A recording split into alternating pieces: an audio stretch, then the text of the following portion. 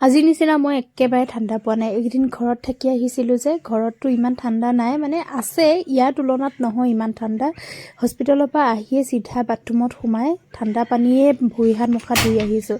আহি ধুমাধুম মাৰ ভাত বহাই দিছোঁ, আলু কণী তেনেকৈ দি মাৰ ভাত বহাই দিলোঁ, আৰু কেইটামান শুকান মাছ ঘৰৰ পৰা দেউতাই শুকুৱাই দি পঠাইছিলে, সেইকেইটা মাছকে কেইটামান ভাজি জলকীয়া সানি লৈছোঁ। আৰু কুকাৰৰ চিটিটো মাৰালেও মানে মোৰ ধৈৰ্য নাই, মোৰ এনেকুৱা ভোক লাগিছে বিশ্বাস কৰক, মানে ভোকতে মোক কিবা কিবি লাগি গৈছেগৈ, মানে ভাতকেইটা হ'লেই আৰু একো নালাগে যেন তেনেকুৱা নিচিনা লাগি গৈছেগৈ। কিন্তু মই মানে অলপ চলপ জুতিৰে ভাত খাবলৈ কাৰণে নোৱাৰোঁ, মোক মানে কেইবাবিধ জুতিও লাগে তেনেকুৱা নিচিনা হয়।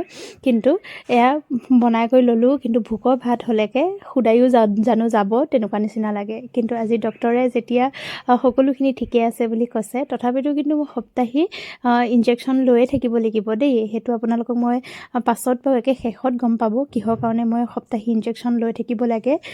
আগতে মই এনেকৈ হস্পিটেললৈ গ'লে যিসকলে মোৰ ভিডিঅ' চাই তেওঁলোকে ভালদৰে জানে, দিদিয়ে সকলোখিনি মোক ভাত পানী যোগান ধৰে।